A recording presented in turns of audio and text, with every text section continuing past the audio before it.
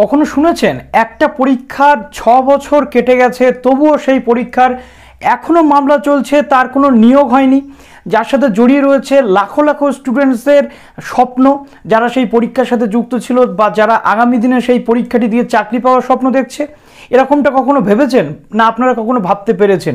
কিন্তু এটাই বাস্তব। 2016 সালে একটি পরীক্ষা হয়ে গেল, সেই পরীক্ষা হওয়ার পর তার লিস্ট প্রকাশিত হলো, সেখান থেকে সেই যে মামলা শুরু হলো এবং সেই মামলার এখনও নিষ্পত্তি হলো না।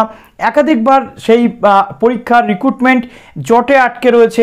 সেই জটটা যখনই ছাড়ানোর চেষ্টা হয়েছে, যখনই হাইকোর্ট থেকে নির্দেশিকা এসেছে কমিশনের কাছে, অর্থাৎ স্কুল সার্ভিস কমিশনের কাছে, যে এই নিয়োগে স্বচ্ছতা আনতে হবে, এই নিয়োগটাকে পরিপূর্ণভাবে লিগ্যাল ওয়েতে করতে হবে, ততবারই কিন্তু আবার মামলা চলে গেছে কোর্টে। অর্থাৎ স্টুডেন্টসরা বা চাকরি প্রার্থীরা ধাক্কা খেয়েছে একের পর এক। বহু বছর ধরে তারাও বিএড বা ডিএলএড করে কিন্তু বসে রয়েছে শুধুমাত্র একটা চাকরি পাওয়ার আশায়। বহু বছর ধরে সেই চাকরি পাওয়ার আশায় আরও অনেক ব্যাচ বেরিয়ে এসেছে যারা বিএড করেছে বা ডিএলএড করেছে। তাদের আজ স্বপ্নে এক প্রকার বলতে গেলে বিষ বা জলে চলে গেছে তাদের স্বপ্ন। এখনো পর্যন্ত সেই নিয়োগ প্রক্রিয়া কিন্তু দোলাচলের মধ্যে রয়েছে। একদমই ঠিক ধরেছেন, আমি আপার প্রাইমারির কথা বলছি। যে আপার প্রাইমারি, যে এসএলএসটি বা প্রাইমারি পরীক্ষার জন্য এই মুহূর্তে এই চ্যানেলের অনেকেই রয়েছেন বিএড করছেন, বা আমি আপনাদেরকে পার্সোনালি মোটিভেট করি যে বিএডে অ্যাডমিশন নিন, বিএডে অ্যাডমিশনের জন্য কি কি করতে হয়, কি বৃত্তান্ত কি কি রয়েছে, আমি আপনাদেরকে মোটিভেট করি, আমি আপনাদেরকে কন্টেন্ট প্রোভাইড করি এই বিষয়ে। কিন্তু আজকে আমার বলতে লজ্জা লাগছে, আজকে আমার বলতে খারাপ লাগছে যে আমার প্রতিনিয়ত আপনাদেরকে যে মোটিভেট করার ইন্টেনশন, আজকে তার বাস্তব বা সত্যতা বা তার ভিত্তি কোথায়? আলটিমেটলি প্রত্যেকে যে একটা কোর্স করে বা একটা ট্রেনিং করে চাকরি পাওয়ার ইচ্ছা তার মনে থাকে, অর্থাৎ এটা কিন্তু সে ব্যক্তিগতভাবে চায় যে সে একটা চাকরি পাক, তার পরিবারের পাশে থাকে। কিন্তু বর্তমান যে সিচুয়েশন, এই সিচুয়েশনের উপরে ভিত্তি করে আজকে আমার বলতে খারাপ লাগছে, আজকে আমার বলতে লজ্জা করছে। আমি আপনাদের জন্য প্রতিনিয়ত বিএডের যে মোটিভেশনাল ভিডিওগুলো দিয়ে থাকি, বিএডের জন্য আপনাদেরকে উৎসাহিত করি। আজকে থেকে আমার মনে হচ্ছে না যে এই কাজগুলো আর আমার করা উচিত হবে। তার মেন রিজন হচ্ছে এই অনিশ্চয়তা। এখানে আপনার কোনো নিশ্চয়তাই নেই, আপনি তাহলে কেন বিএড করবেন বা কেন ডিএলএড করবেন? অনেক রাগের থেকে বলছি, অনেক হতাশার থেকে বলছি, অনেক তিক্ত অভিজ্ঞতার থেকে বলছি।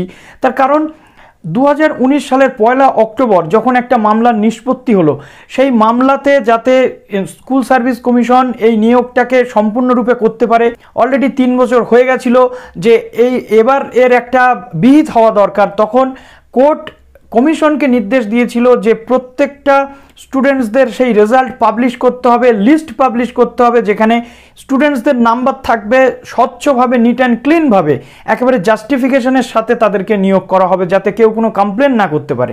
তারপরে 2 বছর কেটে গেছে, এটা নিয়ে কিন্তু জল অনেকটা দূর গড়িয়েছে। ইভেন আজকের ডেটে পর্যন্ত এর কোনো বিহিত এখনো হয়নি। কিছুদিন আগে আমি আপনাদের সামনে একটি ভিডিও নিয়ে হাজির হয়েছিলাম যে রাজ্যে 32,000 শিক্ষক নিয়োগ হতে চলেছে।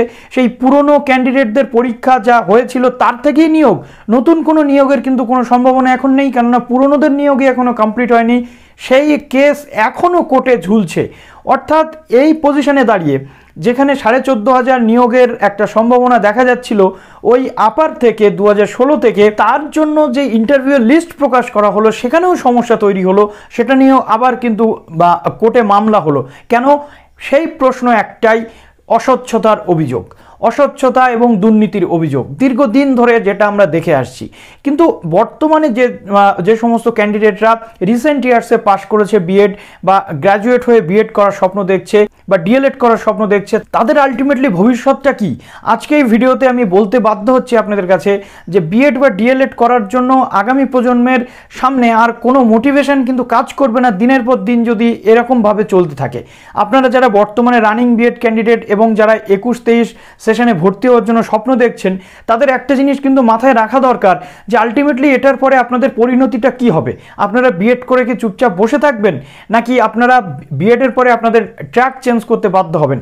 সেই ট্র্যাক যদি চেঞ্জ করতেই হয় তাহলে আপনারা এখনই করুন, কেন বিএডের জন্য এত ইনভেস্ট করবেন? এই প্রশ্নগুলো কিন্তু প্রতিনিয়ত আমাদের মতো যারা বিএড প্রার্থী রয়েছে বা বিএড করার পরে চাকরি প্রার্থী রয়েছে তাদের মনে কিন্তু সবসময় কুড়ে কুড়ে খাচ্ছে এই প্রশ্নগুলো। তো লাস্ট যে মামলাটা হলো এই 14,500 নিয়োগের এগেনস্টে, আমরা ভাবছিলাম এই 14,500 নিয়োগটা যদি কমপ্লিট হয়ে যায় তাহলে আবার হয়তো নেক্সট টাইম নতুনদের জন্য ভ্যাকেন্সি বেরোতে পারে এবং নতুনদের পরীক্ষার নোটিফিকেশন আমরা পাবো। কিন্তু আলটিমেটলি সেই আশায় জল, আমাদের কাছে আর কোনো উপায় নেই। এই মুহূর্তে কিন্তু পুরনোদেরকে নিয়ে সেই 6 বছরের কেসটা এখনও জলগোলা হয়ে রয়েছে। হাইকোর্টের আজকের যে নির্দেশিকা সেখানে কি কি বলা হয়েছে আপনাদের সামনে আমি উল্লেখ করব, এবং বর্তমান প্রজন্মের সামনে বিএডটা কি একটা মেন রাস্তা হিসেবে গড়ে উঠতে পারে সেটা নিয়েও একটা পর্যালোচনা করতে চলেছে এই ভিডিওতে। তো ভিডিওটা পুরো দেখুন, যারা এই চ্যানেলে নতুন আছেন অবশ্যই চ্যানেলটিকে সাবস্ক্রাইব করে বেল আইকনটি প্রেস করুন। তো দেখুন আজকের যে আপডেটটি উঠে এসেছে সেটা আপনাদের সামনে শেয়ার করি। এটা বহুদিন ধরেই কেসটা চলছে, এর কোনো নিষ্পত্তি হচ্ছে না। হাইকোর্ট এক নির্দেশ দেয়, স্কুল সার্ভিস কমিশন সেই নির্দেশিকাকে অমান্য করে এমন কিছু কাজ করে যাতে আবার স্টুডেন্টসরা, যাতে আবার চাকরি প্রার্থীরা সেখানে গিয়ে মামলা শুরু করে দেয়। তো দেখুন একের পর এক দুর্নীতির অভিযোগ বারবারই উঠে এসেছে। তো এখানে দেখুন ইন্টারভিউ লিস্ট কিছুদিন আগে প্রকাশ হয়েছিল, বলা হয়েছিল ইন্টারভিউতে ডাকা হবে। আমি নিজে দেখেছি, আপনাদেরকে আমি শেয়ার করছি দুটো ফ্যাক্ট। একটা হচ্ছে 55 বছরের একজন লোকের নাম সেই ইন্টারভিউ লিস্টে আমি দেখতে পেয়েছি, এবং একজন 20 বছর বয়সের ছেলের নাম সেখানে আমি দেখতে পেয়েছি। এখন একটা বিষয় হচ্ছে 40 বছর কিন্তু ম্যাক্সিমাম এজ এই চাকরিটা পাওয়ার, সেটা আমরা সবাই জানি। কিন্তু সেখানে আপনি ওবিসি এসসি এসটির যদি আপনি বয়সে রিল্যাক্সেশন পান তবু 3 বছর বা 5 বছর, কখনোই সেটা 43 বছর বা 45 বছরের ঊর্ধ্বে হতে পারে না রিয়েল এজ থেকে। তাহলে কিভাবে সেখানে হলো, এটা একটা প্রশ্ন। দ্বিতীয়ত 20 বছর, কোনো স্টুডেন্ট 16 বছরে মাধ্যমিক দিল, তার গ্র্যাজুয়েশন কমপ্লিট করতে করতে 19 বা 20 বছর হয়ে গেল, তারপরে বিএড কমপ্লিট করে তাকে চাকরির পরীক্ষাতে বসতে হয়। মিনিমাম এজ ক্রাইটেরিয়া সেখানে থাকতেই পারে 22 অথবা 21, কিন্তু যে টাইমে এই পরীক্ষাটা হয়েছিল ডেট অফ বার্থের সাথে যদি আমরা ম্যাচ করিয়ে দেখি তাহলে কিন্তু সেই ক্যান্ডিডেটের ডেট অফ বার্থ এই মুহূর্তে দাঁড়িয়ে হয়ে গেছে 20 বছর। তাহলে সেই কিভাবে চাকরি পেল, এটা একটা প্রশ্ন উঠে আসে। তো এই একাধিক বিষয় নিয়ে কিন্তু মামলা হয়েছে। দেখুন কি কি জানানো হয়েছে। হাইকোর্টের নতুন যে নির্দেশিকা রয়েছে সেখানে বিস্তারিত নাম্বার জানাতে বলা হয়েছে, অর্থাৎ যে ক্যান্ডিডেটটাকে আপনি সিলেক্ট করেছেন বা সিলেক্ট করেননি তার একাডেমিক স্কোর কত ছিল, তার টেটে প্রাপ্ত স্কোর কত ছিল, পুরোটা ওই লিস্টে আপনাকে দেখাতে হবে, আপনি দেখাতে বাধ্য, এটা বলা হয়েছে হাইকোর্টের পক্ষ থেকে।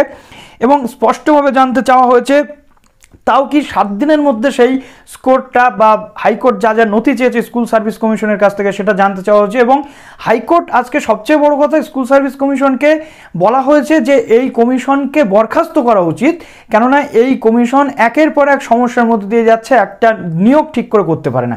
এটা আমি বলছি না, কোট আনকোট এটা কিন্তু হাইকোর্টের বক্তব্য।